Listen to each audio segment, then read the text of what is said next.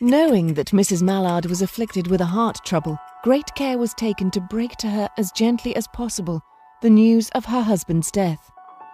It was her sister Josephine who told her, in broken sentences, veiled hints that revealed in half-concealing. Her husband's friend Richards was there too, near her. It was he who had been in the newspaper office when intelligence of the railroad disaster was received, with Brentley Mallard's name leading the list of killed. He had only taken the time to assure himself of its truth by a second telegram, and had hastened to forestall any less careful, less tender friend in bearing the sad message. She did not hear the story as many women have heard the same, with a paralysed inability to accept its significance. She wept at once, with sudden, wild abandonment, in her sister's arms. When the storm of grief had spent itself, she went away to her room alone. She would have no one follow her. There stood, facing the open window, a comfortable, roomy armchair. Into this she sank, pressed down by a physical exhaustion that haunted her body and seemed to reach into her soul. She could see in the open square before her house the tops of trees that were all aquiver with the new spring life. The delicious breath of rain was in the air. In the street below a peddler was crying his wares. The notes of a distant song which someone was singing reached her faintly, and countless sparrows were twittering in the eaves. There were patches of blue sky showing here and there through the clouds that had met and piled one above the other in the west, facing her window. She sat with her head thrown back upon the cushion of the chair, quite motionless, except when a sob came up into her throat and shook her, as a child who has cried itself to sleep continues to sob in its dreams. She was young, with a fair, calm face, whose lines bespoke repression and even a certain strength. But now there was a dull stare in her eyes, whose gaze was fixed away off yonder on one of those patches of blue sky. It was not a glance of reflection, but rather indicated a suspension of intelligent thought. There was something coming to her, and she was waiting for it fearfully. What was it? She did not know.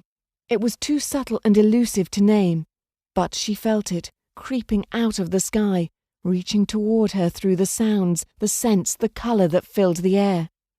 Now her bosom rose and fell tumultuously. She was beginning to recognize this thing that was approaching to possess her, and she was striving to beat it back with her will, as powerless as her two white slender hands would have been. When she abandoned herself, a little whispered word escaped her slightly parted lips. She said it over and over under the breath. Free. Free. Free. The vacant stare, and the look of terror that had followed it, went from her eyes. They stayed keen and bright. Her pulses beat fast, and the coursing blood warmed and relaxed every inch of her body. She did not stop to ask if it were or were not a monstrous joy that held her. A clear and exalted perception enabled her to dismiss the suggestion as trivial. She knew that she would weep again when she saw the kind, tender hands folded in death, the face that had never looked save with love upon her, fixed and grey and dead. But she saw beyond that bitter moment a long procession of years to come that would belong to her absolutely, and she opened and spread her arms out to them in welcome. There would be no one to live for during those coming years. She would live for herself. There would be no powerful will bending hers in that blind persistence with which men and women believe they have a right to impose a private will upon a fellow creature. A kind intention or a cruel intention made the act seem no less a crime as she looked upon it in that brief moment of illumination.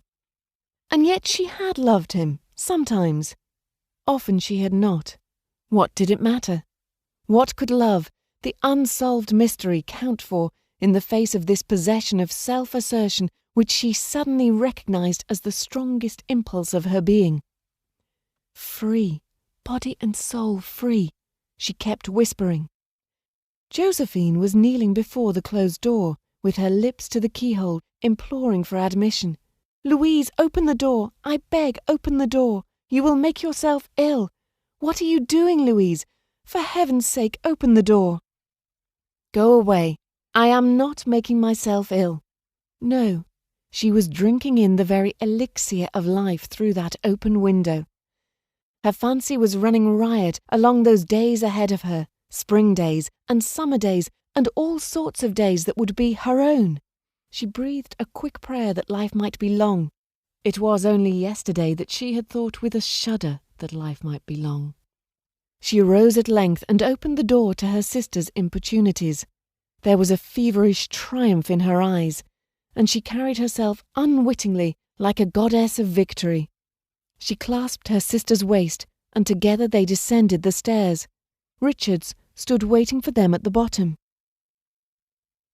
Someone was opening the front door with a latchkey. It was Brently Mallard who entered, a little travel-stained, composedly carrying his gripsack and umbrella.